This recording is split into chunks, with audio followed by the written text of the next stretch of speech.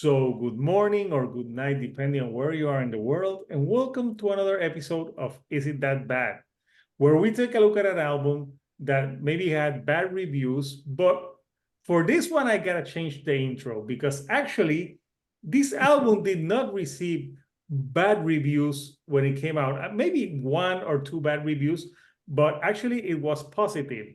So I'm gonna take you all back to 2001 when No Doubt released Rock Steady, which was an album that found the band experimenting more with Jamaican dance hall music. So I was doing my research on this album, and apparently this album came out. Yeah, I did my research, Shilly. So apparently this album, they were touring for Return of Saturn, and they were partying so much and listening to a lot of like Jamaican music that they said, why don't we do a different type of album? So they did this different type of album, and which has less guitars and less bass. And a fun fact, an interesting fact that I found that I was very surprised is that I don't know if you guys know this, but this album back in 2003, Rolling Stone voted this album as number 316 on the 500 greatest albums of all time. So I'm not going to comment for now, but I'll leave it to the end. The Rolling Stone does their thing again. Yep. Yeah, I just thought that it was like really interesting, but I'll say my favorite thoughts till the end. So Mental again, note on that one. yeah. So joining me on this episode, I have for the second time on the channel, Nick Sino from Nick Sino Music. Nick, how are you? Good, man. How are you? Thanks for having me on. I'm good. I'm feeling very rock steady. Nice. Yeah, and I have all the way from Mexico, the man that knows history for everything. JC Rock and Metal Reviews. JC, how are you? I'm doing good, thanks. Good. And all the way from Australia, we got Chile from Live Listen Erased. Chile, how are you today? Or well, not tonight, today, because it's the morning for you. It is the morning for me, a very cold morning, but I'm very warm with this session that we've got here and thrilled to be talking about No Doubt. Yeah. So I picked this album because right now No Doubt is hot again because they just played Coachella. So they hadn't played a show in a long time. And I could have picked 2012's Push and Shove, but that would have been too easy because I don't think a lot of people liked or enjoyed this album. But I thought Rocksteady, and usually we say, is it that bad? But in this question, I'm changing the answer to, so was it that good?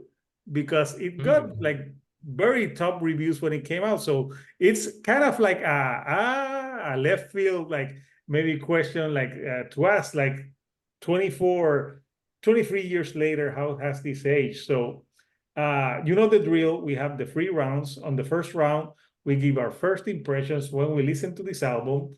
Then we do round number 2, where we pick 4 or 3 songs that we think are the weakest. And the third and final round, where we give it a thumbs up, thumbs down, thumbs sideways, and we give our final thoughts on the record. So, since Nick, this is the second time on the channel, he already knows the drill. We're gonna start Nick, JC, Chile, and then me. So Nick, your first impressions of Rocksteady by No Doubt. Well, this was actually the first time that I listened to this album in full. Is when you said we were going to do it for this video. So I grew up like a No Doubt fan because obviously Tragic Kingdom was such a huge record when that came out. I was like at the tail end of elementary school, just going into high school when that album came out. It was so huge. Big fan of that record and a big fan of all the big singles from that. Return of Saturn was not really a record that I listened to a lot at the time. I remember being somewhat familiar with the singles, but then by the time Rocksteady came around, I remember when that first single came out, "Hey Baby," was that first single that came out from Rocksteady, and I just remember absolutely hating that song when it came out because I was very much I've always enjoyed different genres of music, but when at the time I was very much a rock purist. It had to be rock or nothing. So something like that definitely wouldn't have been in my wheelhouse at all. So that would have turned me on. I off from listening to the rest of the record. I did like the rest of the singles at the time, though. I really like "Hella Good." I think that's a great song. "Underneath It All" is a great single as well. But I had to listen to it for the first time when you asked me to do this video, and I actually really, really liked this record. Listening to it the other day, I thought it was a lot of fun. I did enjoy that Jamaican dancehall and reggae vibe that they put into this album, and I thought the actual songwriting on it was really great as well. I thought Gwen Stefani sounded great, so it was actually really enjoyable. And you know what, "Hey Baby" didn't maybe grate on my nerves as much as it did when I was younger, when it came out on the radio. So I actually really, really enjoyed listening to this album. So thankfully, it was positive for me. Okay, good first initial thoughts. So what about you, JC? Yeah, I remember this very well. I remember like the songs were like all over the radio. Like you can hear them all the time. And I thought it was good. I actually like used to get confused because Gwen Stefani released like some solo albums like right after this. And she had like some hits with I think she had like two solo. Well, she had a hit with Akon, and then she had What the other you big had? song. What you waiting for? Rich Girl, The Hollaback Sweet Girl, Escape. It was Rich Girl. Yeah, Sweet Something Hollaback Escape. Rich Girl. There, Girl. there's another big one that kind of slipped my mind, but Ain't no she had a Hollaback lot of songs. Girl. What? Ain't no Hollaback Girl. That was the other one. How the Yeah. Back Girl. That's what I'm Yeah, trying to yeah. think of. Yeah. So she had lots of hits. So I'm kind of like thinking that it's kind of sounded like a Gwen Stefani solo album. But yeah, I listened to this and I actually like went through my CDs and I happen to have a Wow. CD of it. I don't remember like Oh, wow. when I got it, but I have it on CD. So there it Look is. at that. Look at Sure. that, children. That is the ancient technology right there. Yeah. JC, were I you high? yeah. Yeah. But I never like I was never really a big No Doubt fan to begin with, so I kind of like thought of it as like a pop album. And I like the radio songs, and then when I listened to the whole thing, I like most of it. I think there are maybe some songs that I could maybe like talk about in the second round, but otherwise I thought it was a pretty decent album. So that's my initial thoughts. Yeah. Okay. What about you, Chili? Hector, I'm going to throw you in front of a train right now. I got the email, for those of you who aren't sure, 2 days ago about this album. I've never listened to a No Doubt album in my life. So I know welcome. No Doubt. Oh, thank you. So I had to do a deep dive in 2 days on all the No Doubt songs, of course, including this album.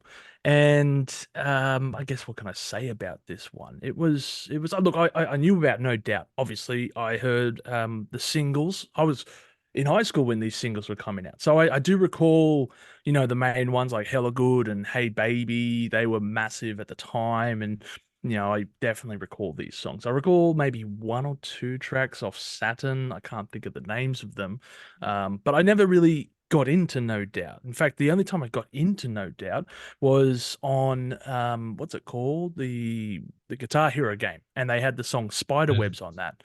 And That's a great I track. say it's a great track. It's an amazing track, so that's where I got into No Doubt. And that's Guitar Hero, not Rock Band, which they ended up suing. Different little fact there.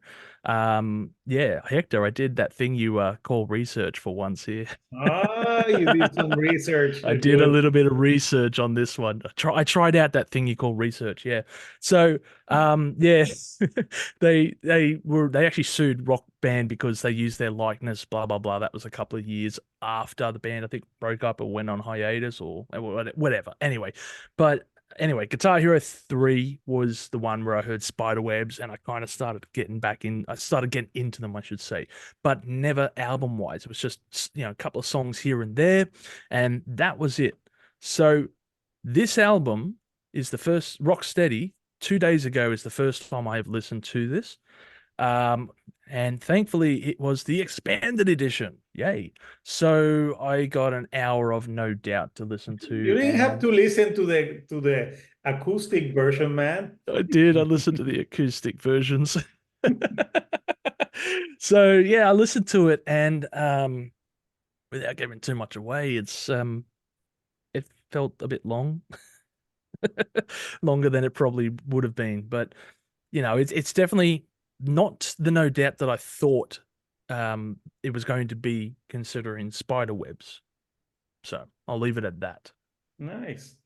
So I did in high school I did love No Doubt. I have Tragic Kingdom on vinyl. I did a video actually, which I think it was with JC and Señorita Yeah, Salvatore, where we yeah, talked I was about. on that one. Yeah. Yeah, because I think that's a classic album for me. I love it because they had the ska sound. Return of Saturn, I like, but this album, I remember when it came out, yes, I like it, but to me, this is the beginning of the end for No Doubt, because this sounded more like what Gwen Stefani wanted to do. And I'll flat out say on her Gwen Stefani solo album, they all suck. Okay, quote me on that. I think all of Gwen Stefani's albums are terrible. I can't. I think she sold out and she sucks now. Okay, those are my feelings on Gwen Stefani. I used to have a major crush on her, and now it's just ruined. Who could blame that? Who could blame you for having a Yeah, crush on like Gwen? like what happened to her?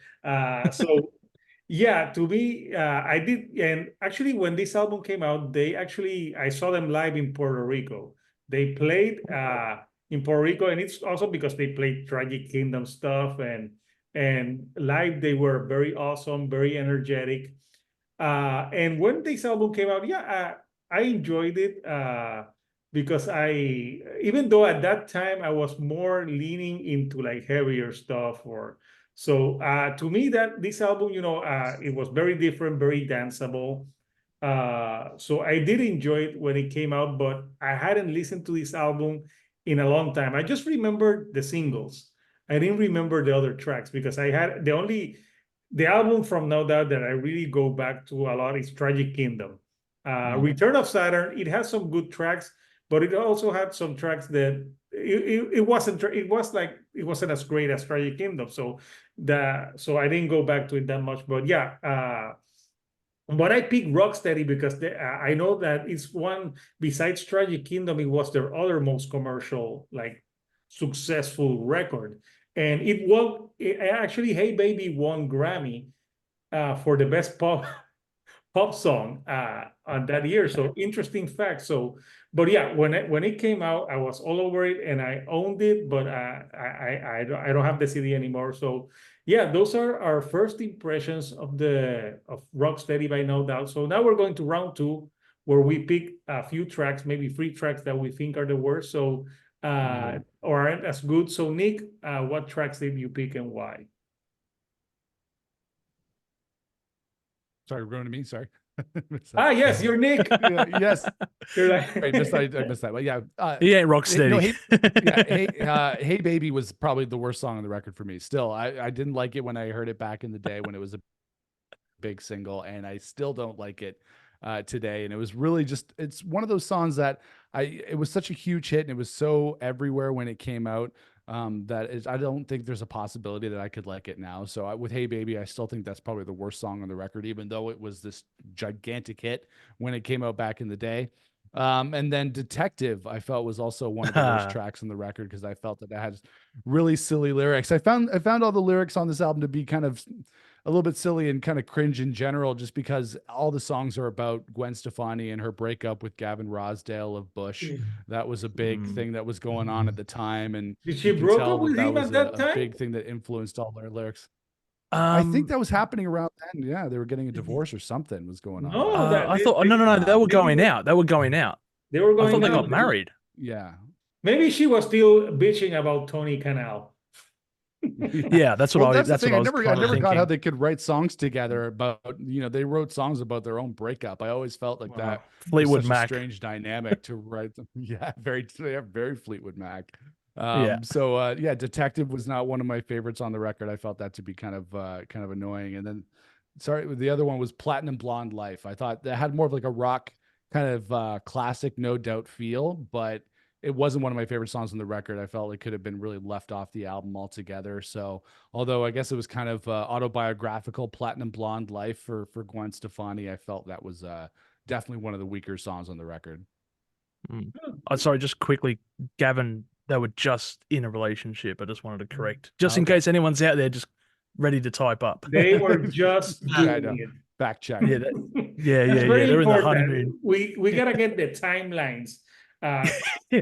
correct. Yeah. And it's weird at that time. So Gavin's dating her, and she's like, "Oh, by the way, my ex-boyfriend is the bassist, Oh, and we sleep next to each other in bunks." I'm like, that's a weird dynamic. oh yeah. Like I'm not gonna go and call my ex-wife and say like, "Hey, do you want to hang out and make We a could do it record on the about bus. like how shitty I was?" Like no. We could do it on the bus next to your ex. No. So I transgressed so JC, what tracks did you pick, man? Picked track number 7, Don't Let Me Down. This is a very 80s kind of like a new wave type of sound now. I read I did some research on this one, and 2 songs were produced by Rick Ocasek from the Cars. It was this one, Don't Let Me Down, and the one that Nick was talking about, Platinum Blonde Life. And they're like the most like 80s new waves. Like he was trying to like make them sound like the Cars. So I didn't pick Platinum Blonde Life. I thought that was okay, but Don't Let Me Down, I thought it was just very cheap. It was like very like electronic. It sounded like those like early 80s like bands like that. Yeah. I chose Start the Fire. This is I thought it was just kind of like not really much there. Just it's like a rock and reggae song, And some it's pop cultural influences. appropriation. Oh no. That's what people would say in 24. Like, Yeah. when Stefani is not Jamaican. Yeah. Gen Z are looking back at this album and they're not liking it. Yeah. Well, okay. Well, that one didn't go anywhere. And the other one I picked was the last one, the title track, Rock Steady. It's Oh another yeah. reggae song. It just has lots of those like, Jamaican sounds, Caribbean sound, very electronic, very processed, like very pop song. And I thought it like didn't really go anywhere, that one. So I would say that's like the weaker track here. Nice, man. Man, what do you got against Jamaica, man? Come on, man. Yeah, but I know, yeah, they went a lot. They went a lot into that sound. So interesting picks. I think everyone's gonna have some different picks on this one, though. So this is gonna be interesting. So what about you, Shilly? I completely forgot about Rock Steady, the title track, which is an interesting thing because obviously any title track for any album, usually the band have a connection to and usually think it's probably their best, and it's probably a good reason why I forgot that. So honorable mention because I had my notes written about half an hour ago. But my I've got 4 tracks that I'm picking here. And it begins off with the trifecta of turds. It begins with Don't Let Me Down. Insert generic pop rock song here. It's very lazy, it's very dumb, and it's very repetitive. The song is 4 minutes and 8 seconds in length and is 4 minutes and 9 seconds longer than it needs to be. If you remove the don't from the song title, then that really surmises my feelings about this song. Start the Fire, of course. What a horrible song. Did Shaggy write this song, is what I wrote, because it does sound like a bloody Shaggy song, you know? It wasn't me, man. It wasn't me. I didn't start the fire. Anyway, yeah, it feels like a Shaggy song just through and through. You know, it's got this produce of like sugary Caribbean pop. It's that song they would play at a hotel lobby. You know, it just Or a feels like cruise, that. man. Or a cruise ship, yeah.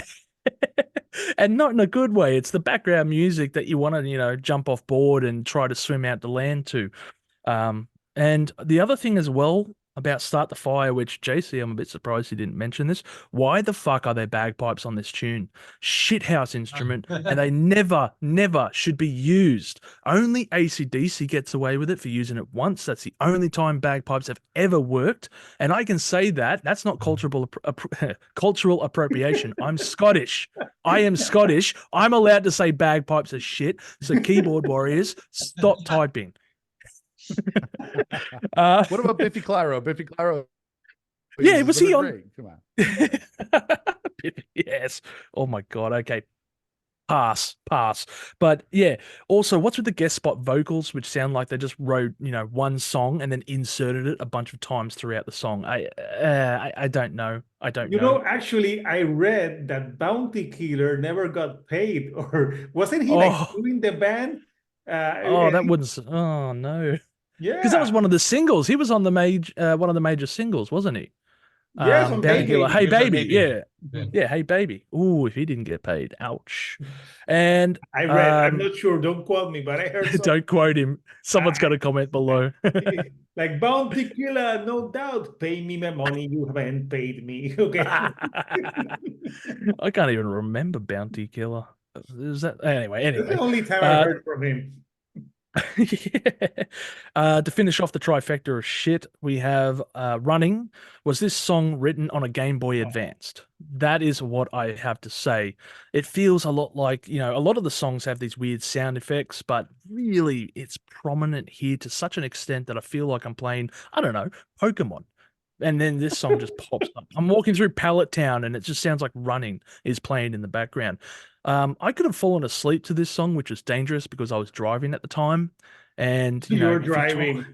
Yeah, I was driving when this song came on, and I swear I swerved to avoid all accidents.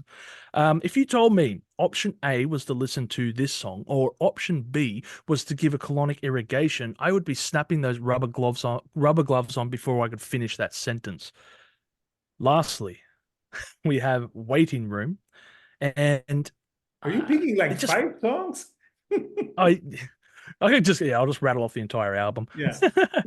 Lastly, we have Waiting Room. Is this a J-pop song? That's my question. No, Waiting Room is a song that they did with Prince. Yeah, Prince. Yeah. That makes more sense. And I have guess. my thoughts on that one that I will soon talk about that. It just sounds weird with that the drum snare effect and the overused the vocal overlays, I should say.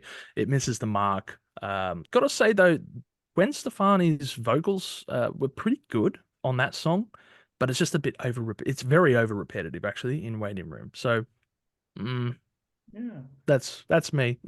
I can just imagine Sheely like driving and saying like, "God damn you, Hector!" Like, I gave up listening to High on Fire yesterday to listen to this album and Pearl Jam. Do you know how that makes me feel? At least I got something. Okay, I'm not going to give that away. but come on, don't tell me that you don't listen to Running and you don't get feelings of like running with your wife so you won't get separated. I think I want to use Running as the title for, running away from this song. Yeah. So yeah, interesting pick. Chile he didn't hold back. That's why I wanted Chile here. Nope. So it would be interesting to have him. So, so tracks that I think are the worst. So I'm gonna start with the Waiting Room. This is a hot take, but I don't like Prince. I know that a lot of people are like, Prince, he was like a genius, and yeah, he could play a lot of instruments, but he had a lot of crappy songs, people. I'm sorry, like he had that. I liked him a lot more after he died, and I'm not saying that because of his death. I didn't say that. That was Chile. Go on. I like the couple of songs, his big hits. I'm like, oh my God, how did I never listen to Prince before? Yeah. I actually prefer to listen to Lenny Kravitz. I know it's a hot take Oh, because a lot of wow. people are like Prince, he's so good, you gotta get into Purple Rain, and I just Yeah. don't see it. I think But he he's does overrated as hell. he And does 3-hour albums. How do you have the time to listen to a 3-hour album? Fuck that. and this song, you know, like when I heard it, I'm like, oh, Prince. I'm like, I just find his voice annoying, and I thought it was like an annoying track.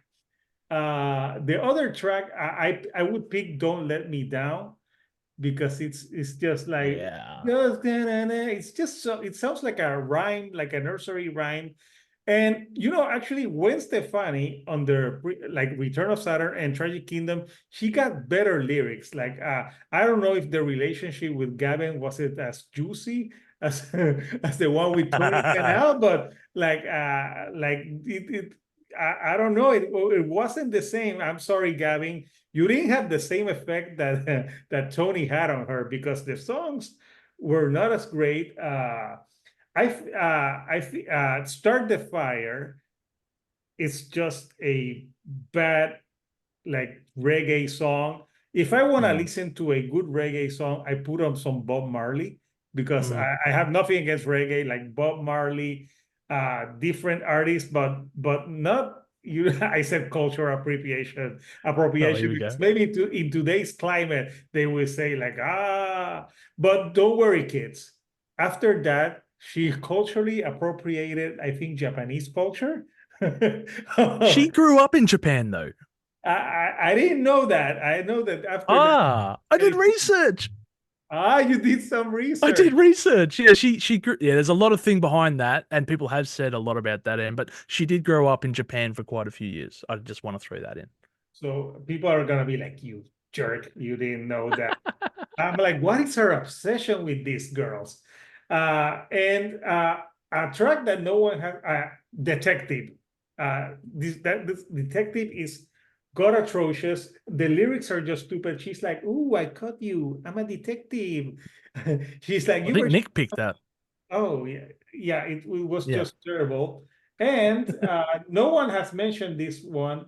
I actually I don't know. I find running it's pretty, even though it sounds like they made it like in a Casio like piano. And it's got that ding ding ding ding ding. It obviously it's not Don't Speak. You know, it's Don't Speak Like. So yeah, I can say why you would say that. Hey baby, I actually find it's entertaining. But Yeah. I thought the one that follows it, Making Out, is like, I can't wait for you and I to make out. I'm like, come on, it sounds like a high school song. Like, Yeah. Yeah. and she wasn't that young when they wrote this album. So They're like yeah, 30 or something. Yeah. yeah. So those are tracks that I think are uh, good to be mentioned. So yeah, we round two is done. So we're going to round three, where we both thumbs up, thumbs down, thumbs sideways, and we give our final thoughts. So Nick, your final thoughts on this one. I would definitely give it a thumbs up because I didn't have high expectations going into to listening to this. Like I said, I liked the early stuff. Tragic Kingdom was a classic record. I didn't have high hopes for this, and it was actually a lot better than I thought it would be. I liked the different kind of sound that they went through for on most of the songs, that more dance hall reggae kind of sound. I thought that fit the band because I don't feel like it's too far of a cry from what they did when they were more ska and punk oriented. I feel like it's kind of within that same wheelhouse. So I give it a thumbs up. I thought it would be more of a thumbs sideways or a thumbs down, but for me, I thought this was a really enjoyable listen. Maybe cut out a few tracks and make it a lot stronger, but Gwen Stefani, from a vocal perspective, is a great singer. She does a lot of cool things on here. So, and the band sounds fantastic as well. It's obviously a little bit creepy that she writes songs about her relationship with Gavin while she's writing them with her ex-boyfriend. I still don't get that whole dynamic. This is something I'll You never don't want to know. understand, but otherwise I found this to be enjoyable. Yeah. Nice, interesting, Nick. So JC, what about you, man? Yeah, I want to give it a thumbs up. I think there's like enough here that I actually kind of like. I mean, I think it has a really good like front half, like the first most of the singles are in the front half. Hella good. I like the bass guitar sound and that one, that electronic sound. Hey Baby, I actually kind of like the song Making Out. Just underneath it all. Actually, no one mentioned underneath it all, so I mean that's a pretty good song. And it has that like that reggae part with the singer Lady Saw. I think that I like that part with it. And then Detective, that was okay. I think a lot of this stuff was influenced by that Madonna album, Ray of Light. So I think they were doing that as well. No, But man. as far as Really like is awesome. yeah,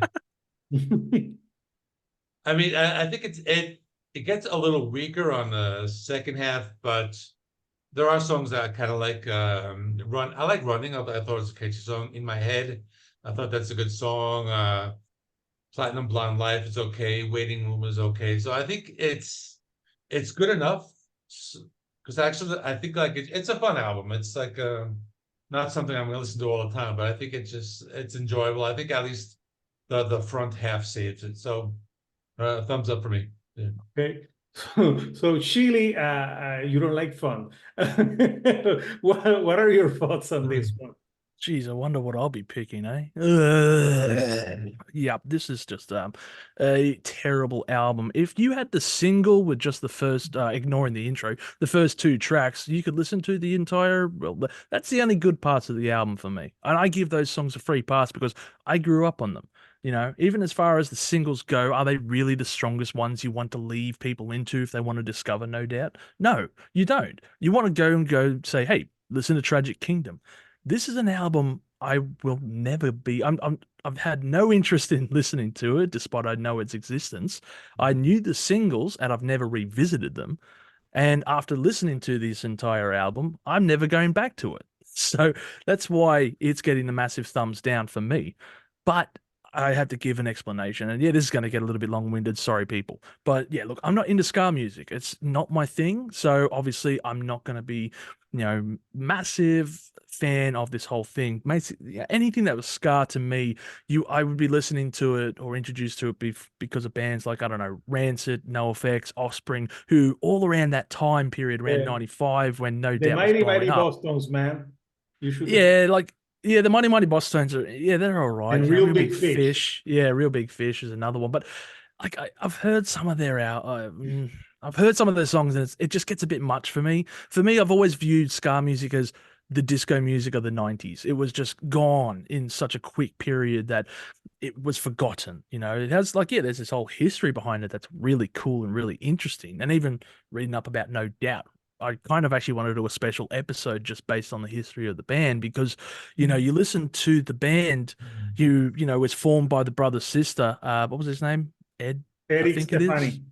Yeah, who Eric, yeah. quit the band just before Tragic Kingdom, who, by the way, would go on to be an animator for The Simpsons and Ren and Stimpy. So that's an You did your interesting. research. I did some research. Oh, so yeah, he quit the band just before Tragic Kingdom, and of course, I forget the name of that one, that album.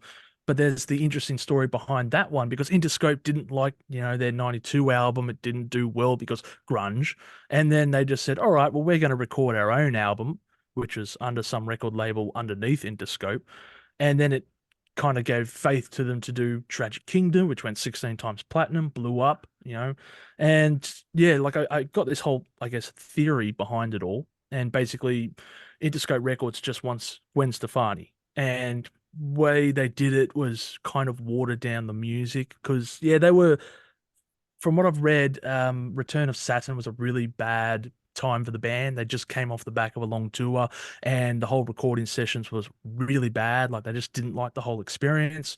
Probably felt a bit jaded after that whole thing. And then come into the recording studio not too long after to record, obviously, this album as well. And I kind of feel like Interscope kind of just, lets in a few people here and there with pop producers or whatever. And they want Gwen Stefani secretly because they know that she's got the sex appeal, So if we can get rid of the fucking band, we can make more money. So yeah, that's essentially how they did it, and I feel that is my theory behind it. you can correct me if I'm wrong, but I mean, Gwen Stefani did her solo album a few years after, very shortly after. It was very successful. It had so many producers on there, like Andre 3000, the Neptunes, Dr. Dre, all the people that you can think of that would make a successful pop album. And yeah, I just don't like this one. I feel that this album can be summed up with one word, and that word is vapid.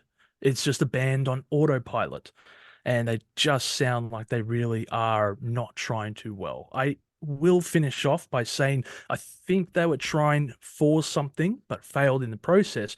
And this album kind of serves as the template almost to Lily Allen's debut album. And I think that is kind of the sound they were trying to go for, but Lily Allen's British influences as well really perfected what could have been. You know, I feel that is maybe what they were trying to go for. Yeah.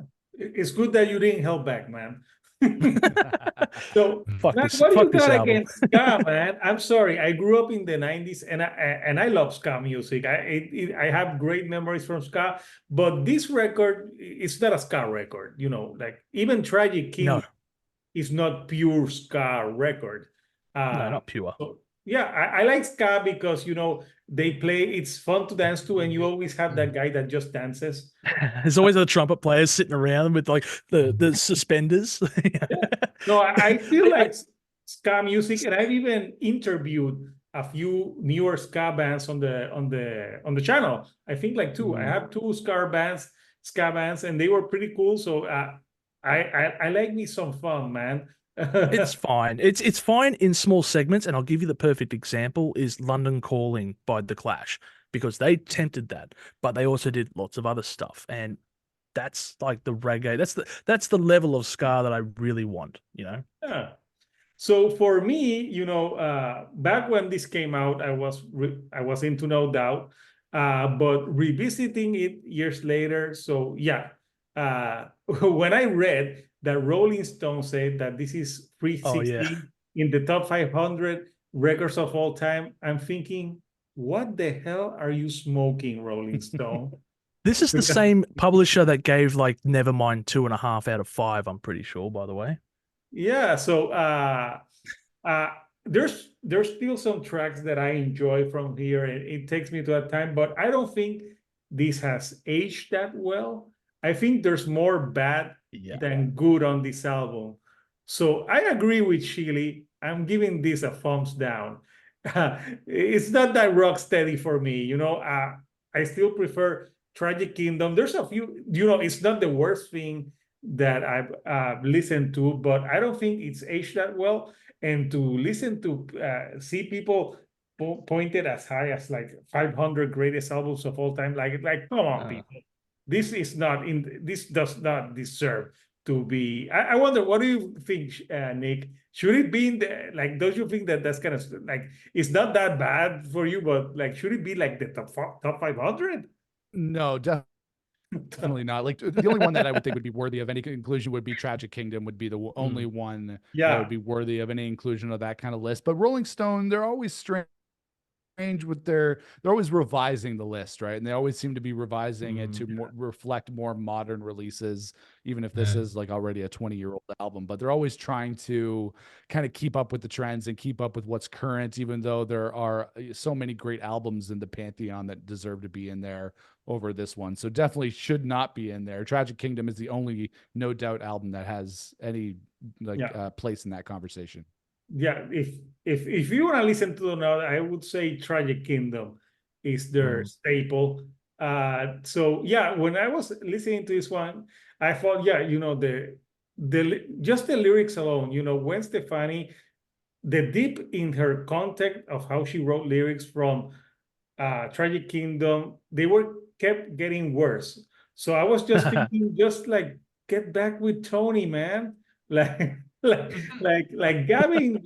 I'm sorry, Gavin. I know you married her and then divorced her and had sex with They the had children. leader. But she should have wrote that album. And I think this is the album that was the dagger that killed No Doubt. Because after this, they weren't the same. When they tried to come back in 2012, nobody gave a shit. And the album was a mixed bag as well. And I hate her solo material so much. This is a true story. She was going to play Puerto Rico for her solo album, and they were giving away companies were buying tickets because it wasn't selling. And her solo career, it was hot like for a minute, but it Yeah. faded quickly, and yeah. So after I was thinking of, I was almost going mid, but I'm like, yeah, no, I think there's more bad than good on this one. So there's 2 thumbs down and 2 thumbs up. So this album, it's almost it almost went in the trash can. So, Yeah. but it was an interesting one to discuss. So we want to know from you, Couchers, what do you think of Rock Steady by No Doubt? What do you think of Prince? Yeah. Thumbs up, thumbs down. Since we talk about Prince, coming up next for the channel, there's a new album that's coming out next, Oh yeah. the new Alien Ant Farm. So I'm thinking that's a band that I feel Oh, yeah. strongly that it could be an Is It That Bad episode. So we'll probably talk about that album. So watch for that coming up next. So I want to thank my guests for joining me. First of all, Nick Sino from Nick Sino Music. Thank you for joining me again. And for people who don't know your channel, tell them what you do in your channel.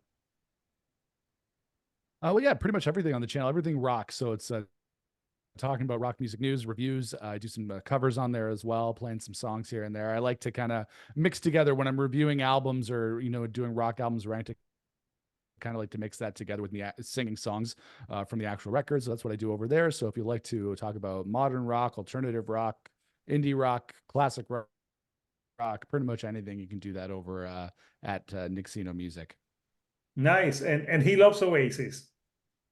I love Oasis. Yes, of course. Yes. Number one. Oasis.